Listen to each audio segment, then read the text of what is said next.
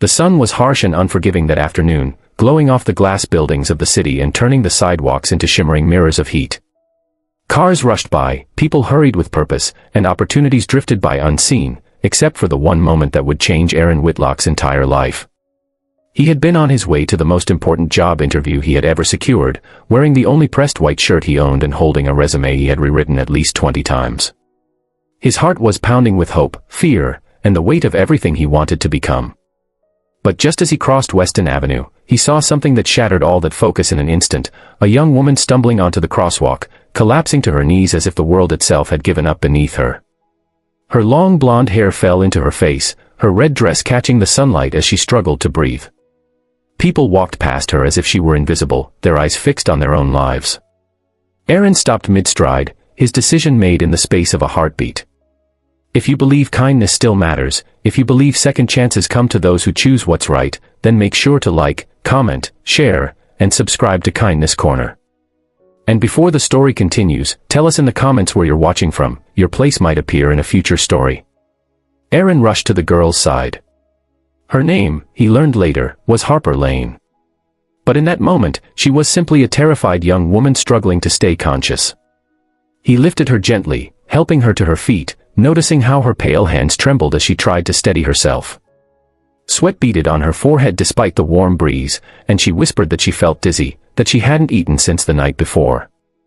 Her voice was barely audible. Aaron guided her to a nearby bus stop bench, shielding her from the midday glare with his own body. He offered her his water bottle, helped her breathe, and waited until her strength slowly returned. 10 minutes passed. Then 15. By the time Harper could stand again, Aaron's interview window had already closed. His heart sank, but he didn't let it show. He helped her call a ride, waited until she was safely inside, and gave her a reassuring nod before turning away. He walked in the opposite direction with heavy steps, knowing very well what he had sacrificed. Aaron reached the company building where he had hoped to interview, a towering structure of steel that seemed to look down at him with indifference. At the lobby reception desk, he was told politely and emotionlessly that the interviews had ended. The hiring manager had left. The decision had been made. He stood there, feeling the air knocked out of him, not by the heat, not by the long walk, but by the heavy, sinking realization that kindness had cost him a chance at changing his life.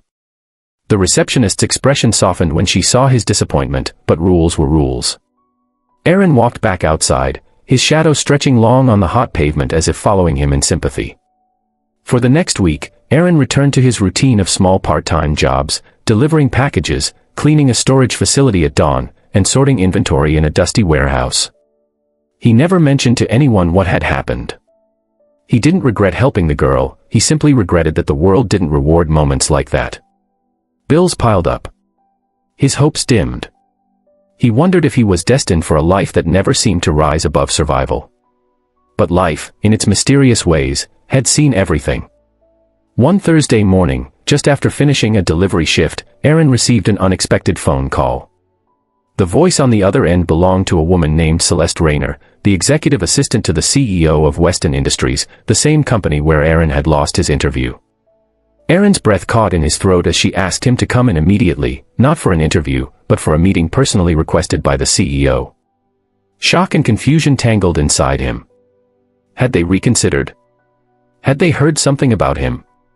Nervously, he boarded the bus and rode to the glittering headquarters.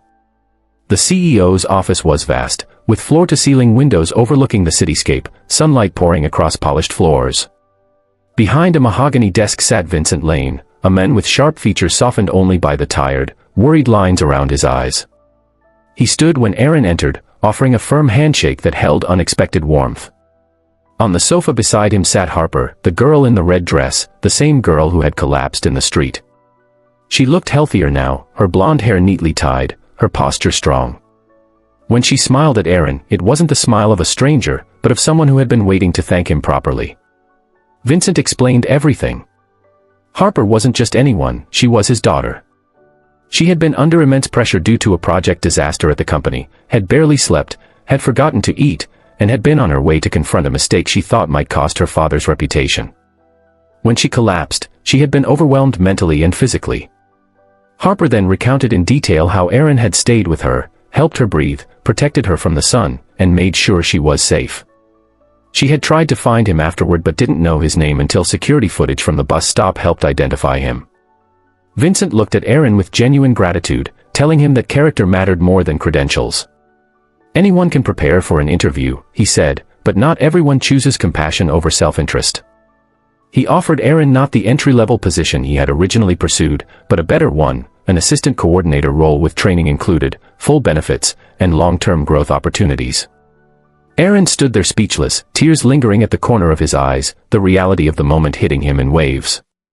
He had lost an opportunity, yes, but by doing the right thing, he had gained something far greater. As you read this, if the story has touched your heart even a little, please don't forget to like, comment, share, and subscribe. Your engagement keeps these real-feeling stories alive.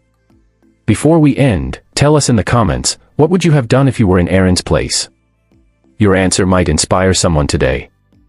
And so, Aaron began a new chapter, one born not from ambition alone, but from kindness, courage, and a split-second choice that revealed who he truly was. Sometimes, life closes a door not to punish us, but to lead us toward a better one. And sometimes, the goodness we show in our quietest moments becomes the very reason our destiny changes.